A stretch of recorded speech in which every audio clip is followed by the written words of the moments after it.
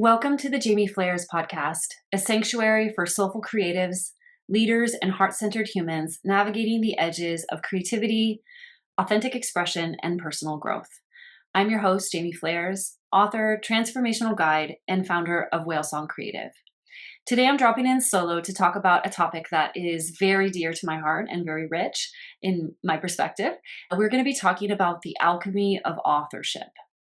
And what I mean by this, I've for many, many years, in my 20 years of working with writers, in my books, Birth Your Story and The Author Adventure, on stages and in private calls with clients, I've talked about the nature of writing a book as truly a journey of personal transformation. And I've talked about that on other podcasts in various places. And today I'm going to be sharing some things that I have not shared before on this topic.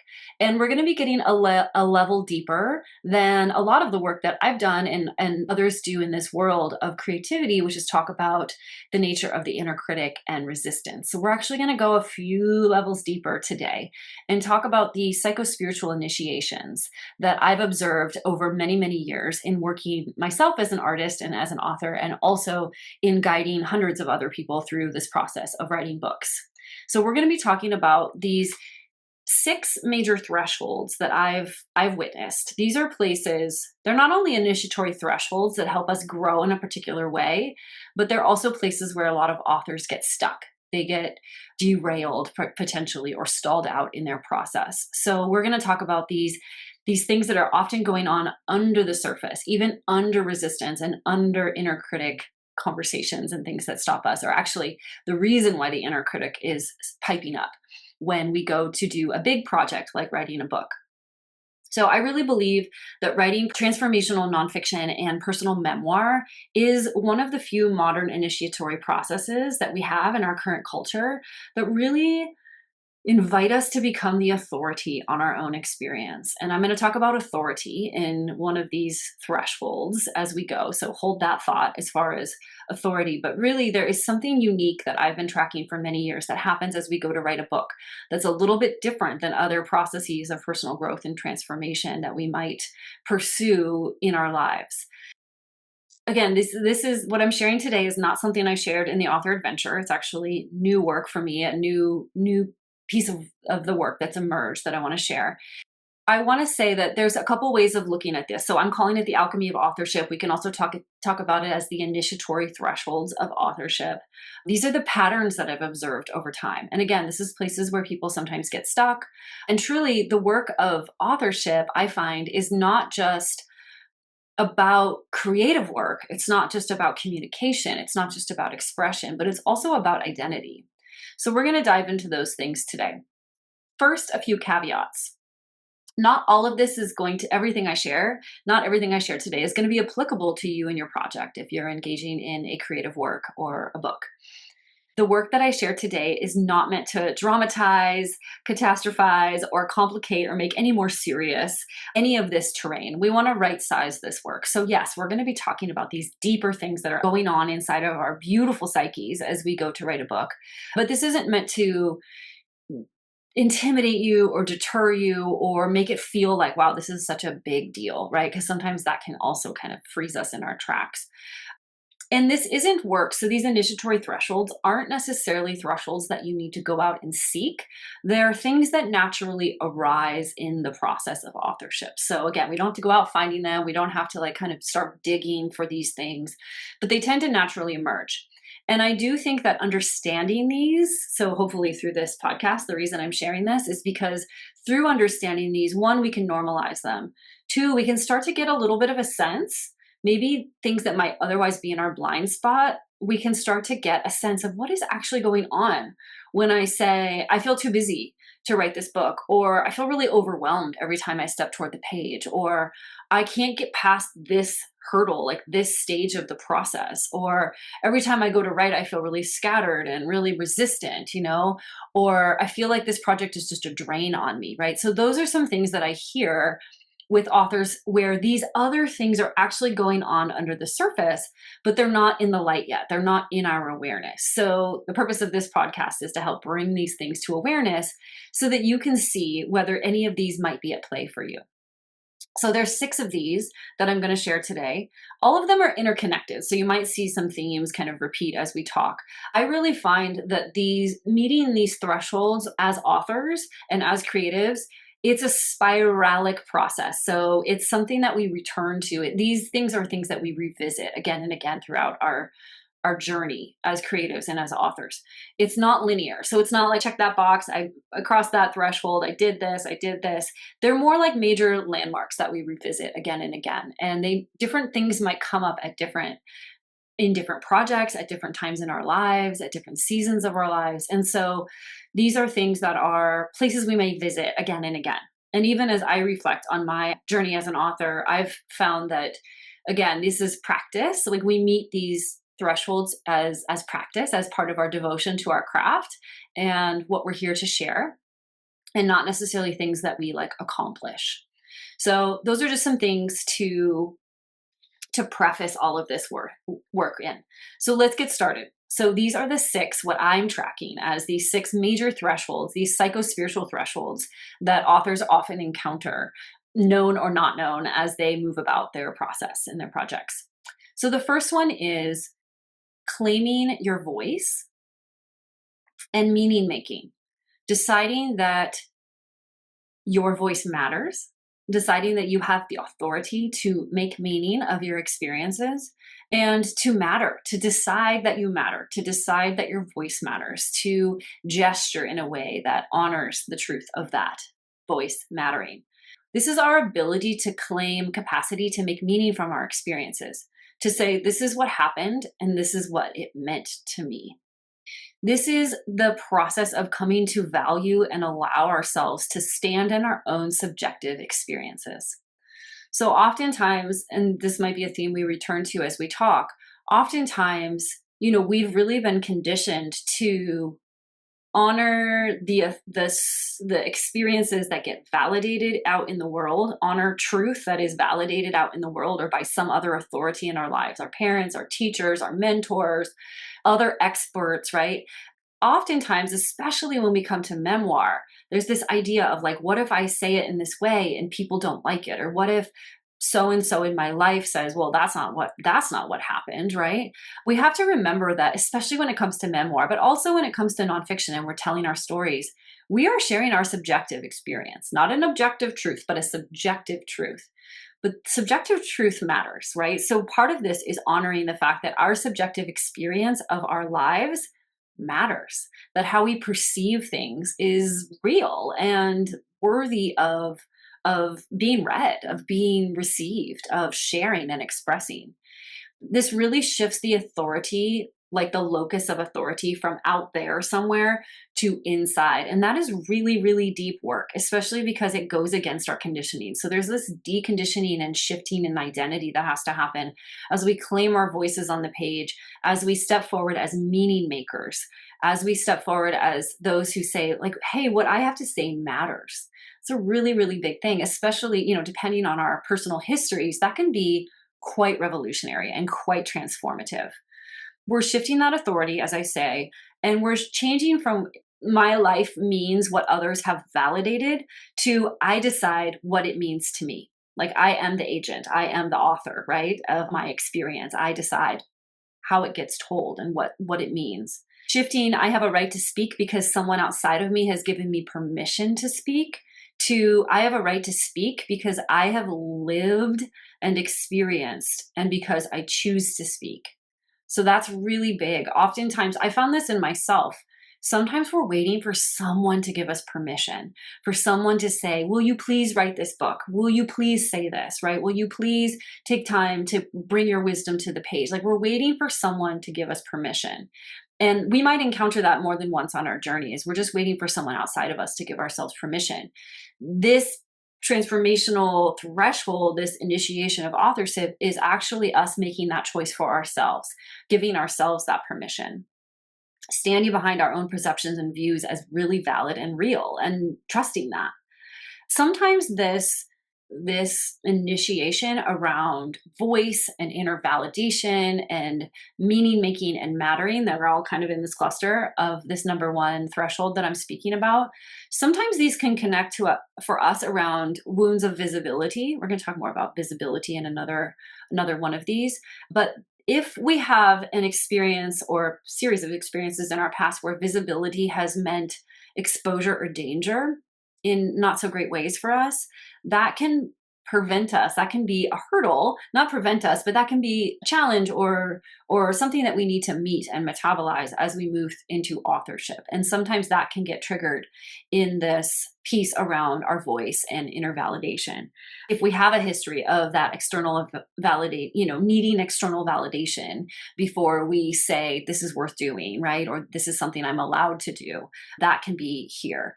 There's also that idea, if you've ever heard of it, called the tall poppy syndrome. It's really came out of Australia, this idea that if you think of a field of poppies, like certain ones rise above the rest. Like there's some story about the king or somebody like chopping all of the tall poppies down. But the idea is that, like, who are you to come above everyone else and present yourself as special or different or bigger or brighter, or, like you should just get in line. Like you should just kind of stay where everyone else is. Like no one else is, maybe no one else in your world is writing a book. Like, why would you become this tall poppy that rises above and does this thing?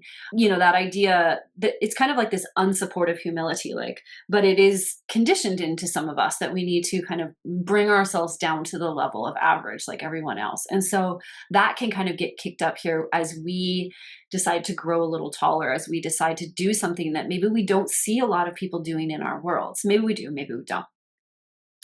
There's also some work around, will I be believed? Will my voice be validated? Will it be honored?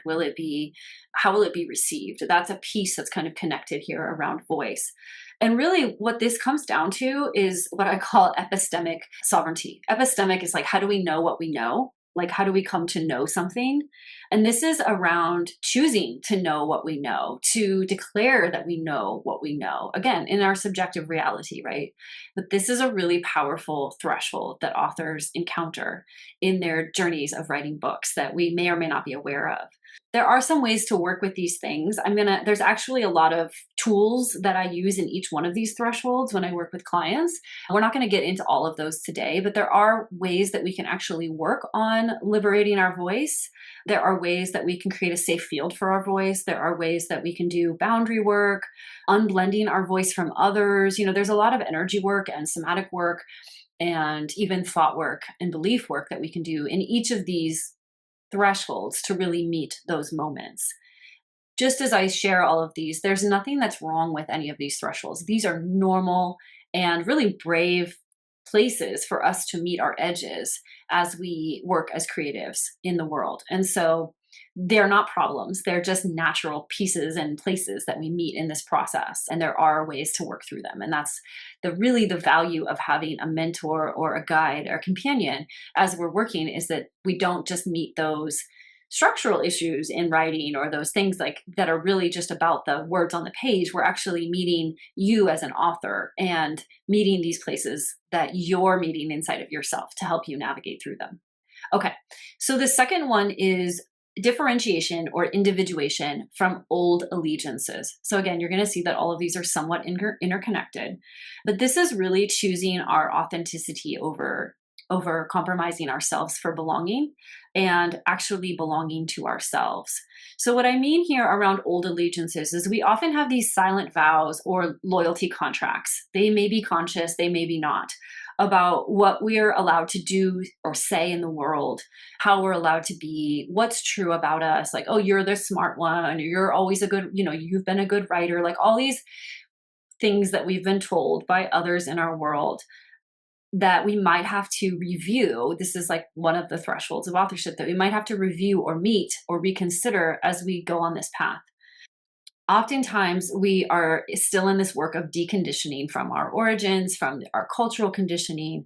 This process of writing asks us to stand behind our distinct way of viewing our life, other people, the world, and what it all means. Again, so related to the first, but a little bit different.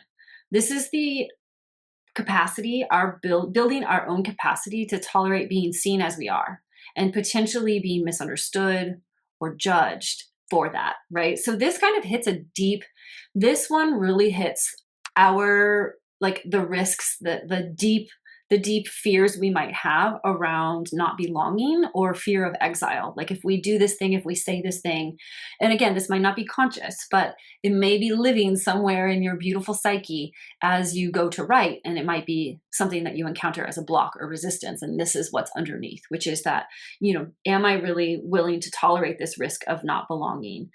This is an ancient fear with real potential, right? So if you think about our mammalian species, like, belonging is a very high priority for a group species like humans, to stay in the tribe, to stay connected, to belong. So it's very deep, it's very primal in us. So we're not going to dismiss that or diminish that in any way. But sometimes this can get us stuck in the writing process, is this idea, if there's any part of us that believes that we might experience rejection from the tribe or not belonging or being misunderstood, that might prevent us from actually speaking our truths in our books or sharing our ideas. This really needs to be met on its own terms. And oftentimes what this can be is some of this is identity work. Like, as we meet this threshold in the authorship process, some of this is identity work. Like, I am someone who, I can do this, I can't do this. I'm someone who does this, I'm not someone who does that, right? Some of it can be this identity work. Some of it is lineage and ancestral work, like breaking the vows that have been held by our familial or ancestral systems, right? Some of it is looking at these vows, these promises we made to ourselves during difficult moments of the past. I'll never do that again, right? Or I will always, shield this part of me, etc. Part of this work around this threshold is building our ability to inner resource, to source from within and to stand in our own place and really say, yes, this is what I have to say and this is what I see. Other work here is decoupling love from conformity, obedience, and silence.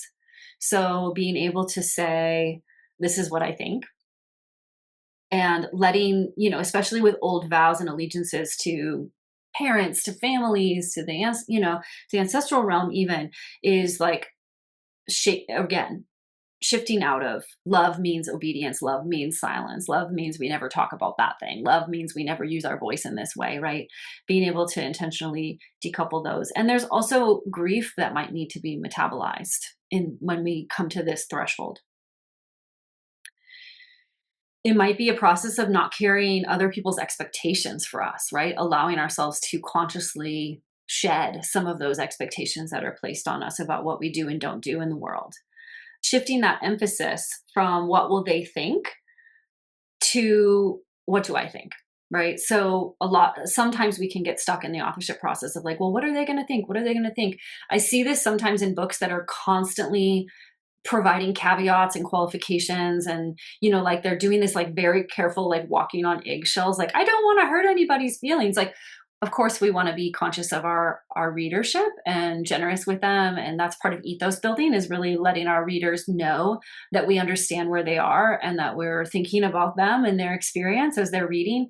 And there's also this kind of shadow quality, which is like making sure, like tiptoeing around and making sure that we're not offending anybody, because heaven forbid someone be offended, or that sort of thing. So, but it's really a matter of proportion here. So we want to acknowledge impact and others, the impact of other people's responses, the impact of our work on other people, without letting it rule us or stop us, stifle us, or silence us in our self-expression as it comes into our books.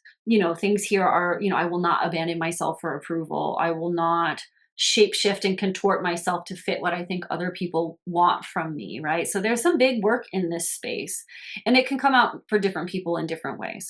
But really being able to choose authenticity and self-belonging is really this big threshold of number 2 that I wanted to share.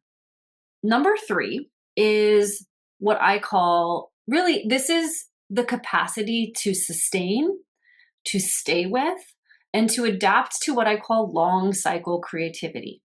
So much of our world, as we get more fast-paced and more instant, right? Like, I can instantly find 5 pages of information on AI. I can instantly look at this 90-second reel, right? We've really been programming our systems to want fast returns, right? I think of an idea, I post it online, people receive it, and then the cycle completes, right? I have an article, I post it, people respond, and then it gets buried in the feed, right? We're used to these short cycle creativity. That's what's really being valued and prized in our culture right now. Writing a book is kind of the antithesis of that. It is a long cycle creativity.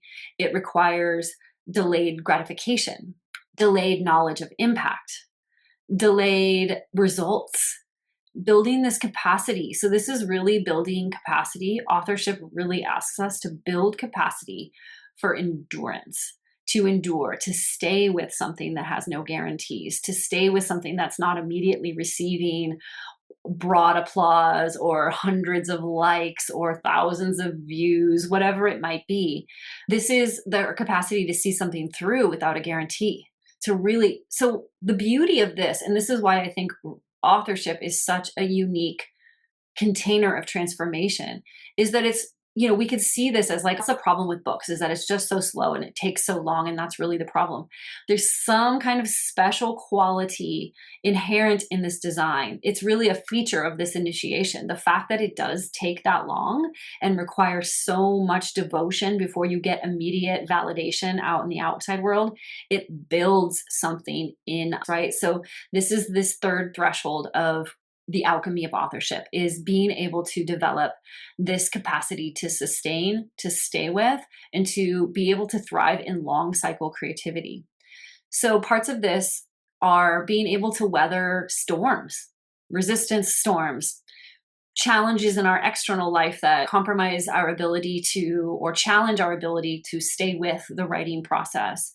Slow seasons, I talk about in a different podcast episode, the seasons of creativity. How are we weathering all 4 seasons of our creative life? What happens when we meet fatigue or discouragement? How do we renew ourselves within this process? These are very specific kind of medicines of authorship. I find that I also look at this as, if we look at the hero's journey or the heroine's journey, like if you're on a quest, we can see authorship as a quest as well, like this journey we take where we leave our normal life, take an adventure, and then come back with gifts for our people, right? That's a very short version of the hero or heroine's journey.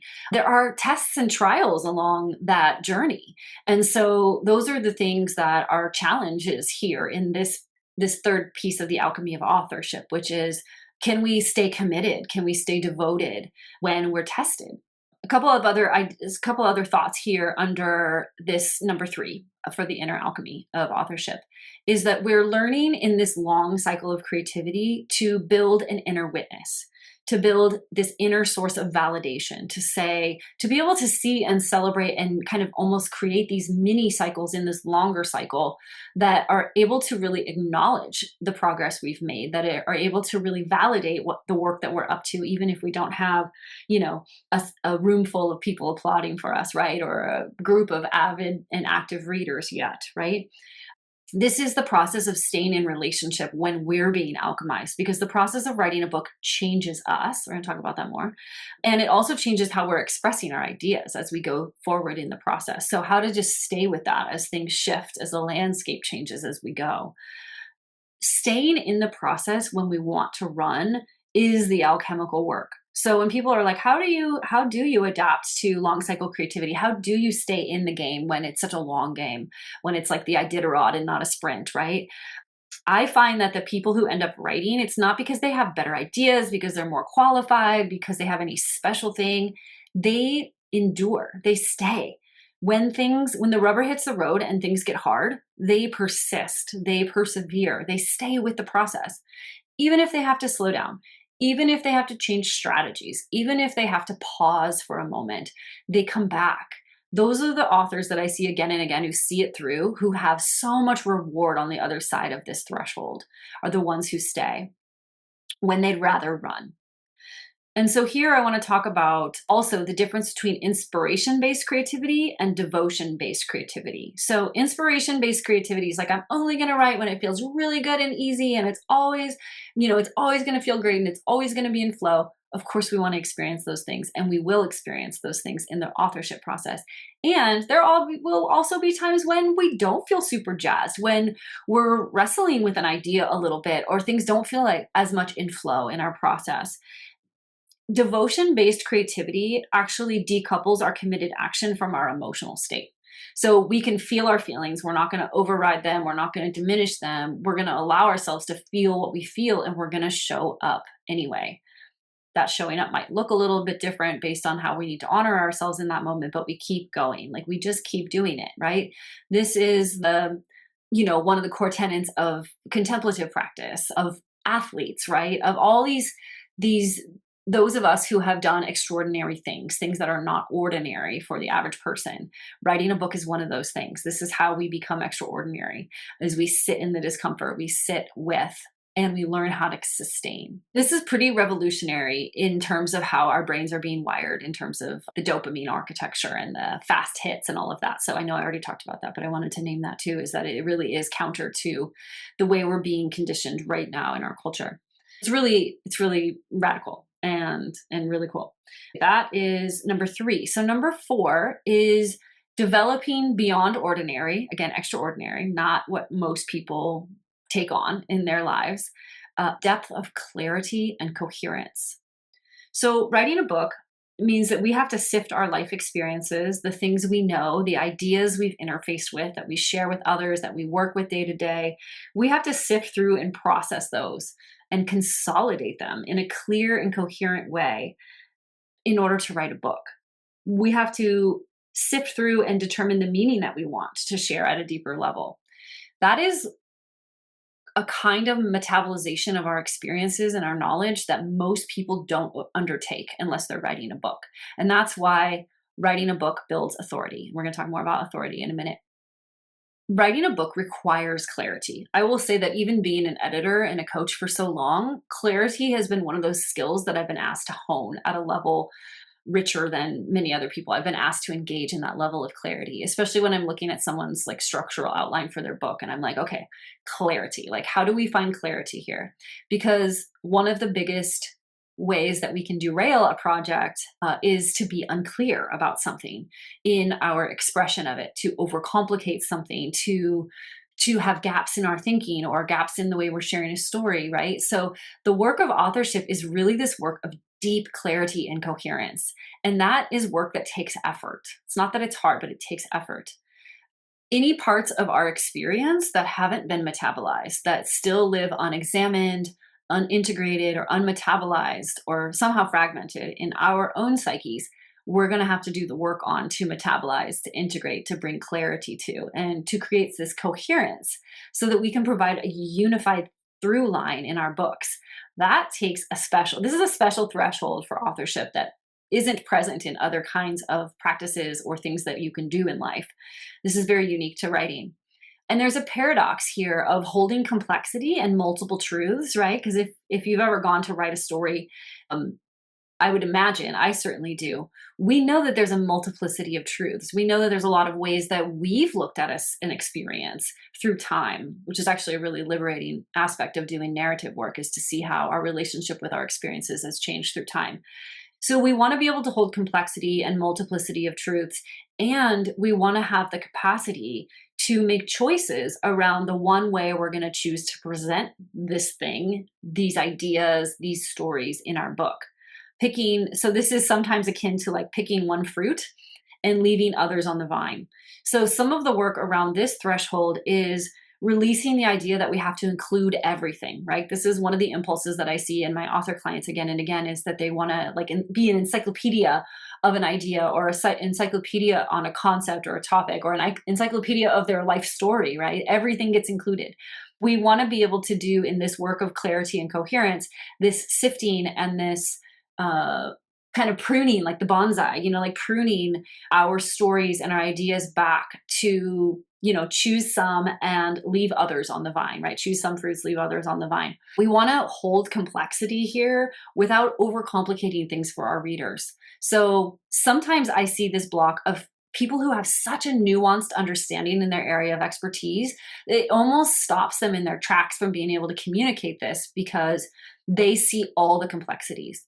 So part of the alchemy of authorship is that we hold all those complexities and we're able to write in a way that's simple enough for our readers to really understand us. So we're not getting lost and they're not getting lost in the concepts and the ideas that we're sharing. And that is a real initiation to be able to do that work.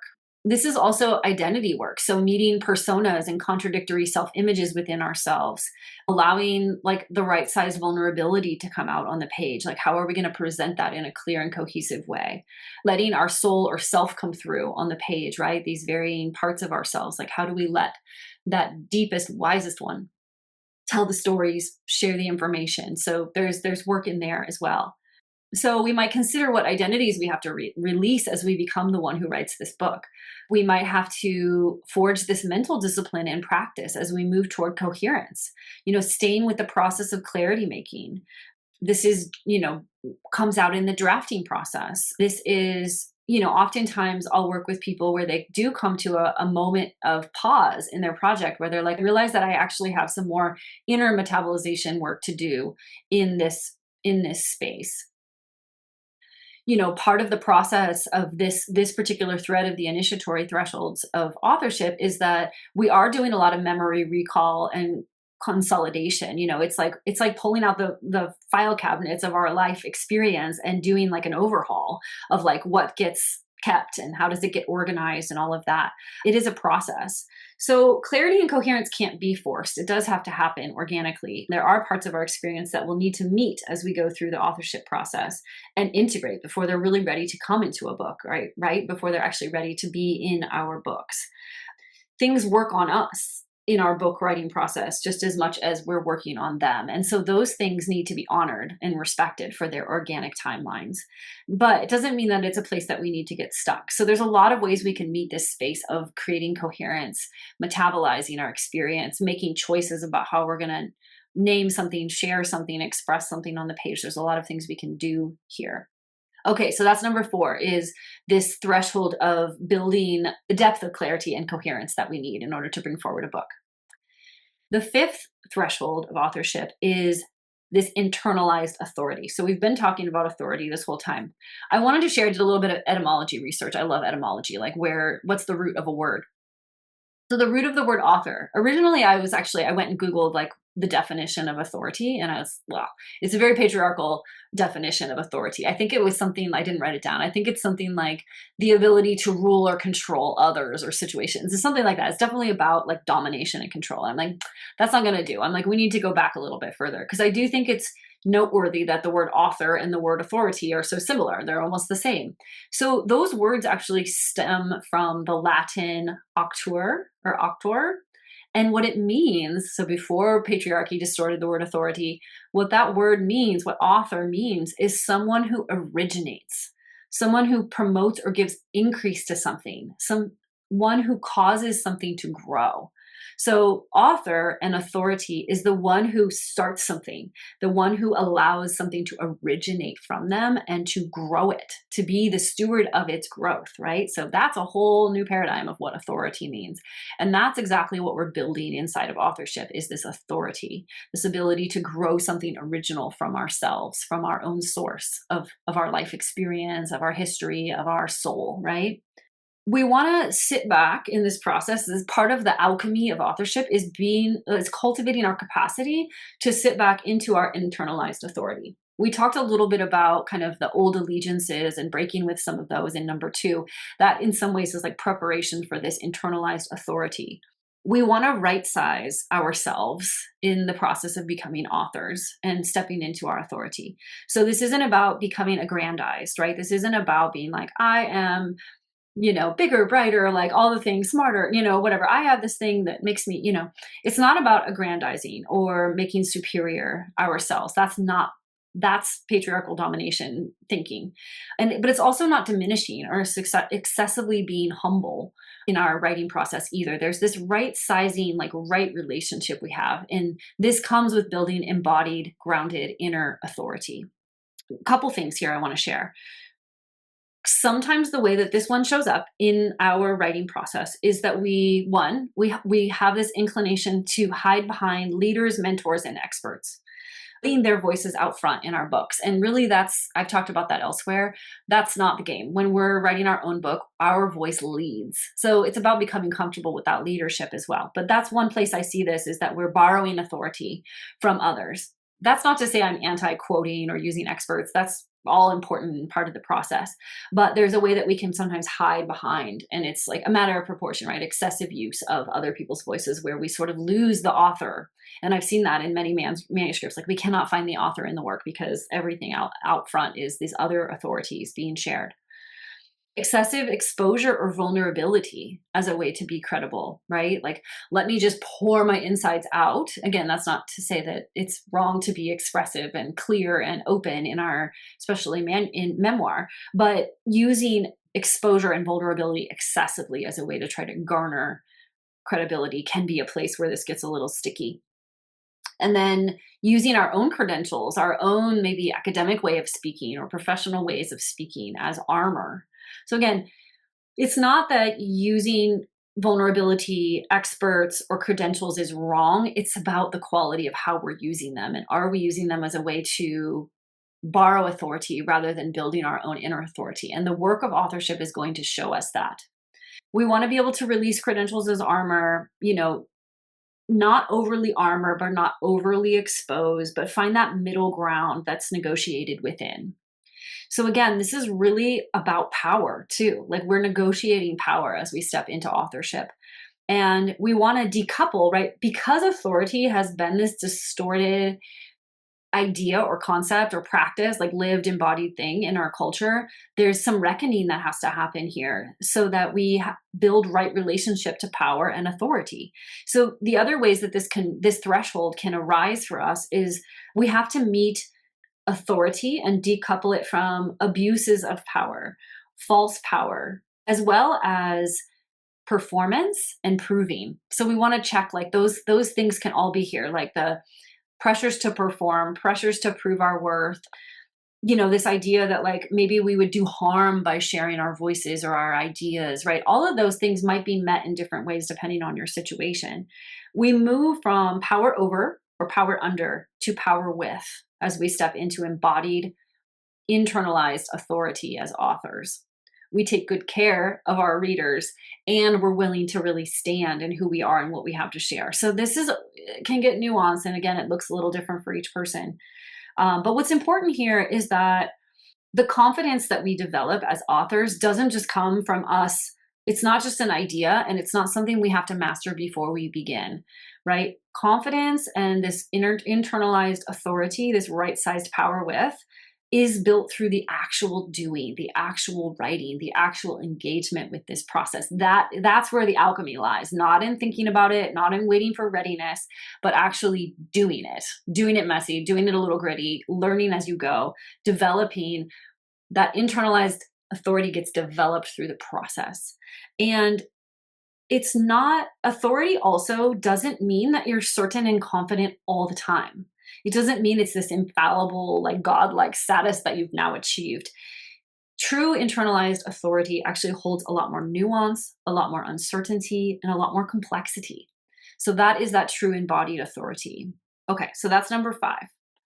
Number 6 is our last threshold that I'm sharing today, which is about what I'm calling the exposure or visibility threshold. So we met visibility, wounds, and what visibility means or what exposure means in our first of these 6 thresholds, and we're meeting it again here in the 6th. This is a space where oftentimes the exposure and visibility threshold happens a little bit later on in our process as we're beginning to ship, they say, our work out, although ship means something different in the teen slang these days, I know as a teen mom, but to send our work out into the world. So oftentimes we can encounter this one early, but we can also encounter this a little bit later on in the process of our authorship journey, where we move from the potential of our book, the imagining of our book out in the world, to it actually being read, received, maybe misread, maybe praised, maybe criticized, maybe ignored. We meet that threshold of what might happen as we, move into really expressing and letting the work be out in the world. This is a big threshold. So the task here is really to survive visibility, right? To not even just survive it, but to remain that coherent, clear self that we forged in the process, to really stand with that without sliding back into old survival strategies of hiding, strategies of freeze, strategies like the old ways, right? That we, again, kind of going back to the other, number 3, that capacity to sustain and stay with, that's a part of this too, is like, can we stay with the work as it becomes truly visible out in the world? Building capacity to stay present, acknowledging that this is a threshold, again, without diminishing it and without catastrophizing it, right? But to be able to say like, there's some material here for me and it will look unique to you. A couple things here. One, I want to talk about this idea of shadow monsters. So, especially if we're writing for the first time, and I've encountered this in my own work, what I call shadow monsters is like these shadow monsters, is like the idea that there might be like a little tiny puppet in the corner, but the shadow it's projecting onto the wall is like big and scary, right? If you think about like shadow monsters, like these big scary things that we're like, oh, it's going to get us. And then we realize as we finally come to investigate it a little more that it's actually like just a tiny puppet, right? So shadow monsters here can be like, oh my God, everyone's going to hate it, or all my family's going to disown me, or people are going to say X, Y, and Z, like all these big scary shadow monsters that we put out there. We want to be able to right size those. We want to be able to see those for what they are. So the truth is that you will be read, you will be misread, people will have ideas, people will project their own experiences onto your work. And honestly, none of that's your business, although it may have some impact on you.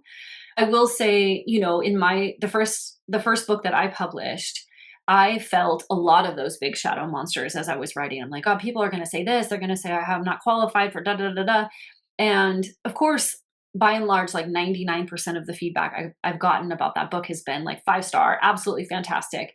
But I went on Goodreads once, this was several years ago, and there was this horrendous review of my book. And it was like 2 stars. It was like this person, I don't even think they were a native speaker, and they clearly hadn't read the book at all because the feedback they had given like didn't match what was actually in the book at all. But it was like this scathing review, and it didn't even really make sense.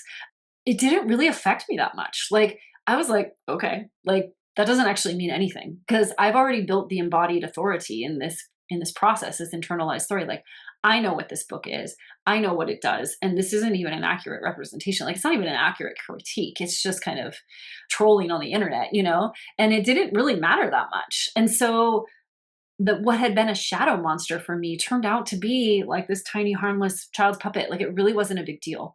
Now, that's not to minimize real critiques that we might receive.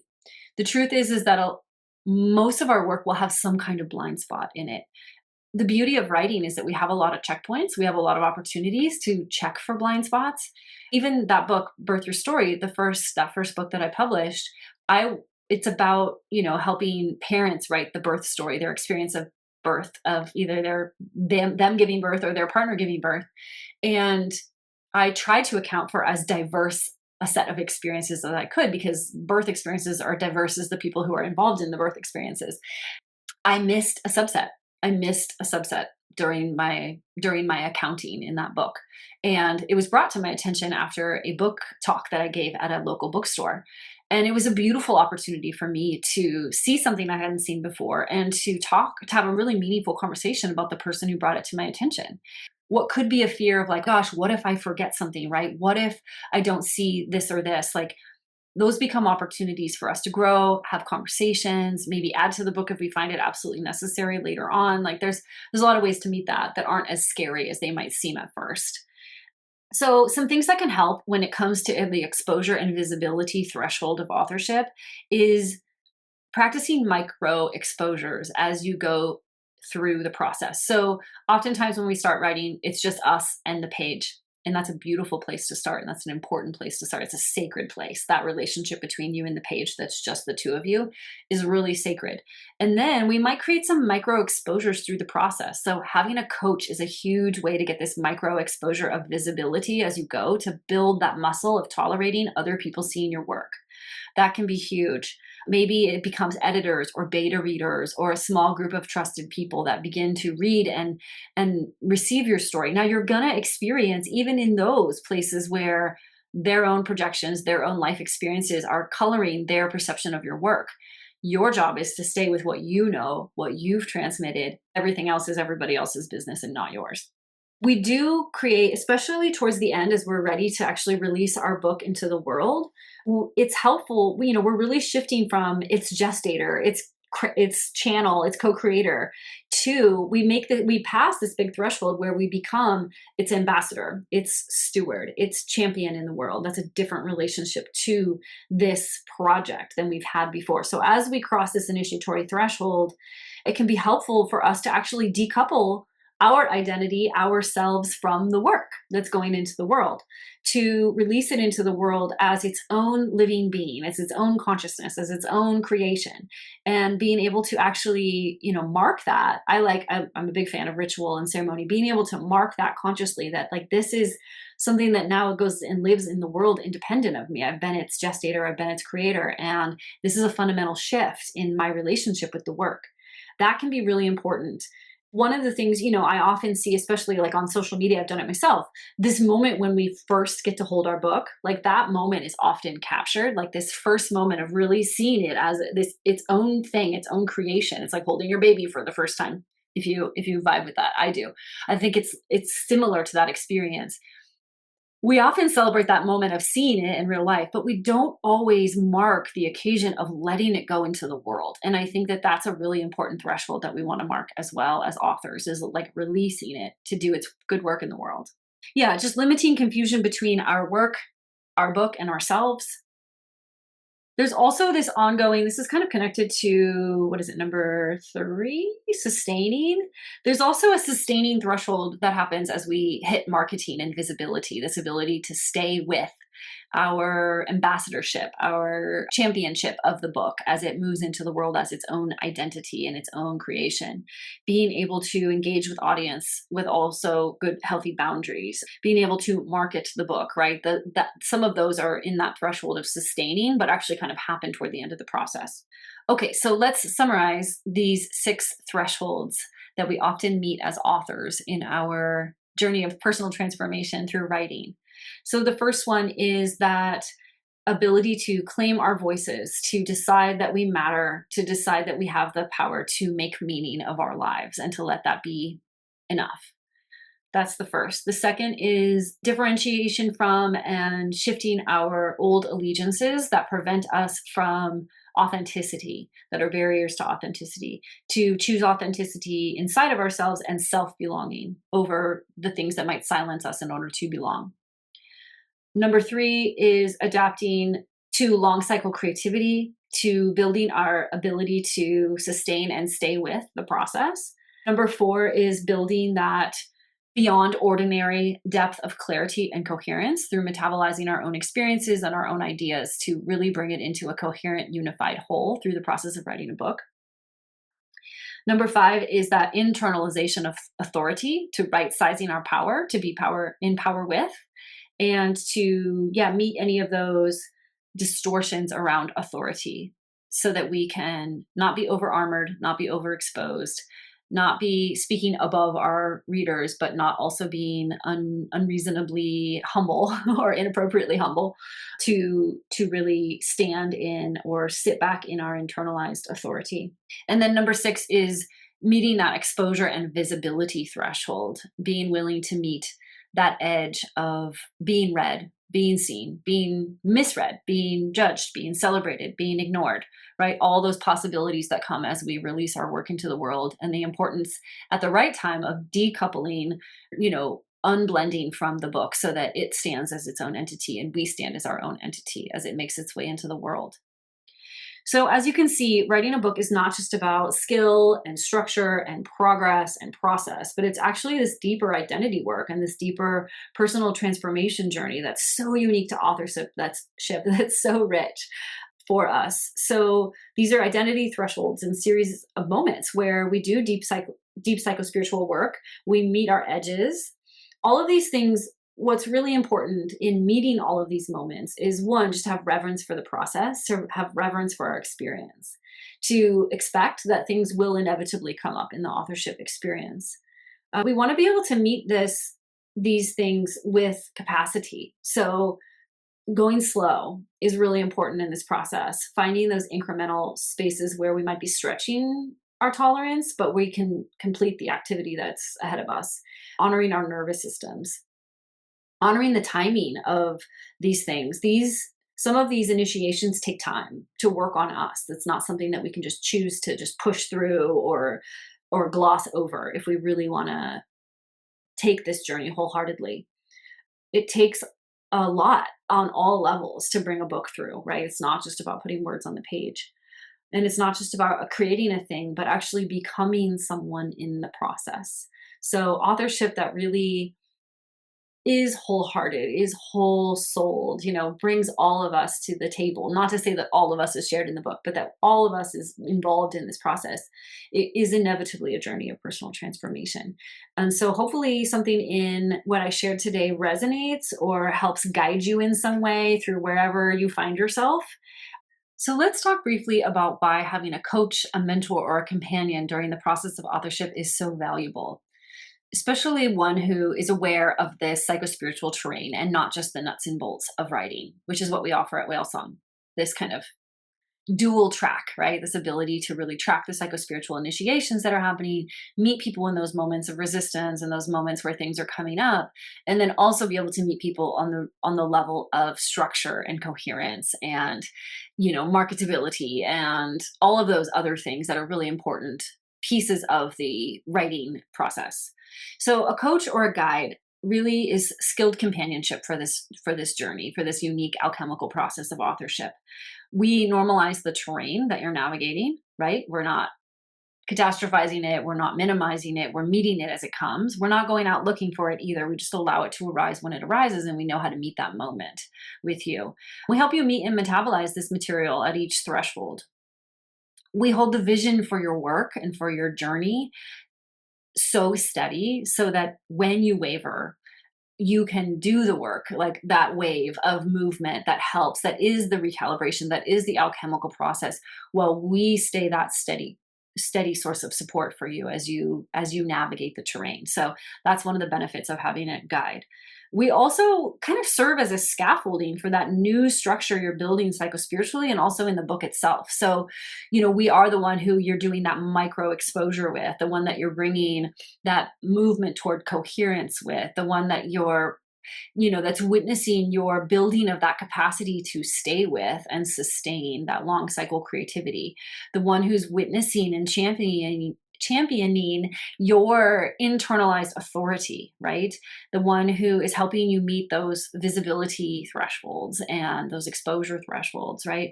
Who's helping you not overexpose, but not over armor, right?